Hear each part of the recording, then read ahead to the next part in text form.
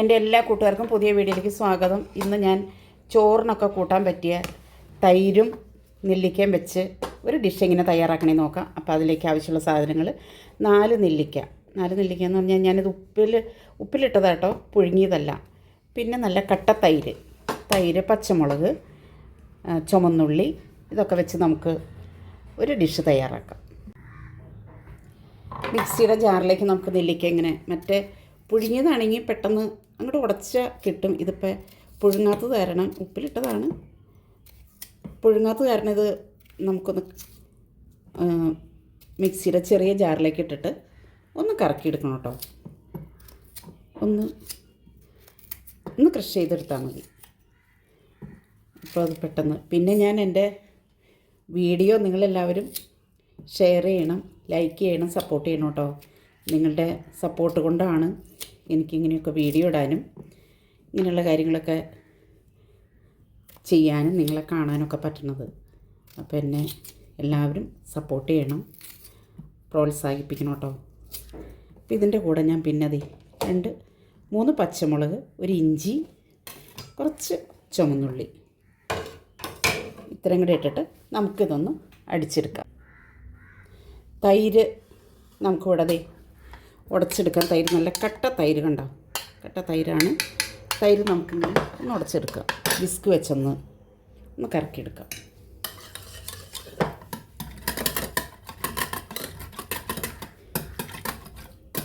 ഇത് പെട്ടെന്ന് തയ്യാറാക്കാവുന്നൊരു ഡിഷാട്ടോ. ചോറിന് കൂട്ടാൻ നല്ല ടേസ്റ്റാണ്, രുചിയാണ്.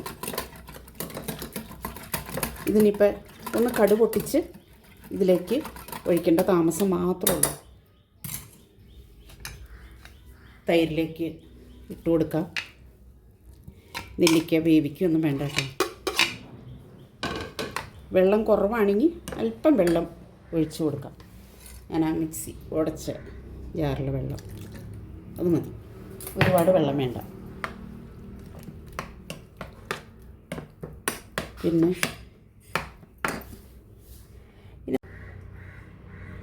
ആവശ്യത്തിന് ഉപ്പും കൂടെ ഇതിൻ്റെ കൂടെ ഇട്ട് കൊടുക്കാം കേട്ടോ.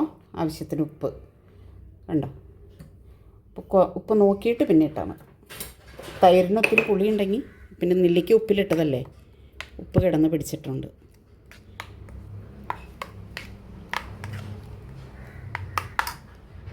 കടുക് പൊട്ടി. അപ്പോൾ പാത്രം ചൂടായി, നമുക്ക് എണ്ണ ഒഴിച്ച് കൊടുക്കാം കേട്ടോ. എണ്ണ ഒഴിച്ച് കൊടുക്കാം. എരിവുണ്ട് കേട്ടോ, ആവശ്യത്തിന് എരിവുള്ളത് കാരണം ഞാൻ കുറച്ച് മുളക് പൊടി ലേശം ഇട്ടാൽ മതി. അല്പം ഉലുവ, കടുക് ഇട്ടിട്ടുണ്ട്. ഉലുവയും കടുകും ഇട്ട് പൊട്ടി കഴിയുമ്പോൾ നമുക്ക് വറ്റൽമുളക് ഇട്ട് കൊടുക്കാം. തീ നല്ലോണം ചൂടാം.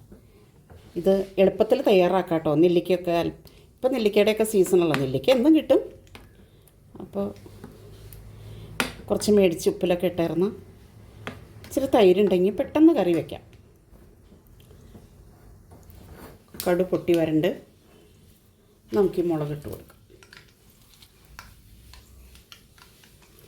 ഞാൻ പാത്രം വെച്ച്, എല്ലാവരും പറയും പാത്രം വെച്ച ഉടനെ തന്നെ കടുകിടണം, ഇങ്ങനെ ചൂടാവണമെങ്കിൽ.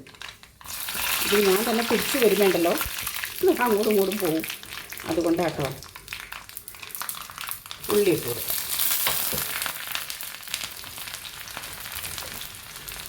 ഇത് മൂത്ത് വരുമ്പോൾ നമുക്ക് അല്പം മുളക് ഇട്ട് കൊടുത്താൽ മതി, ഒരുപാട് വേണ്ട കേട്ടോ. കറി ഒരു സുന്ദരി ആയിക്കോട്ടെ എന്ന് വെച്ച് അല്പം മുളക്. വേപ്പിലയും ഇട്ട് കൊടുക്കാം.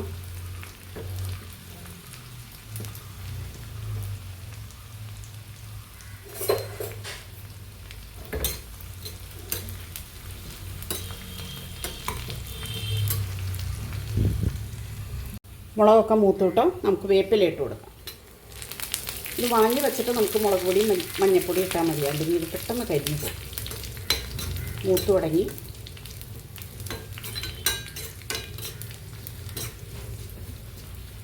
ശരിക്കും മൂത്തിട്ട് വാങ്ങി വെച്ചിട്ടിട്ടാൽ മതി, അല്ലെങ്കിൽ ഇത് കരിഞ്ഞു പോകും. ഈ പാത്രം ഇരുമ്പിൻ്റെ അല്ലേ, അപ്പോൾ അത് പെട്ടെന്ന് കടായി പുറത്തെ.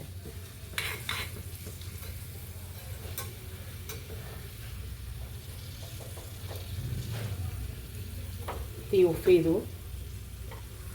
ഇത്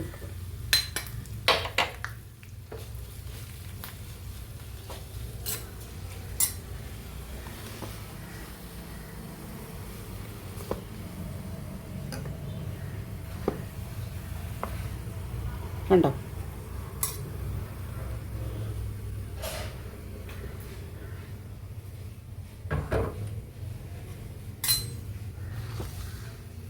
ഒഴിച്ചു കൊടുക്കാം കേട്ടോ.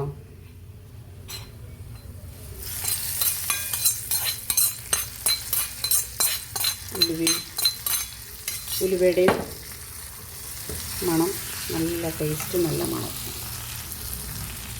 അപ്പോൾ നമ്മുടെ നെല്ലിക്ക തൈര് കറി ഇവിടെ റെഡിയായി. ഇത് ചോറിന് കൂട്ടാൻ ഉച്ചയ്ക്ക്. അപ്പം ഞാൻ നോക്കിയപ്പോൾ എനിക്ക് ചിക്കൻ ഇരിപ്പുണ്ട്. രാവിലെ ചിക്കനും ബ്രെഡും ആയിരുന്നു.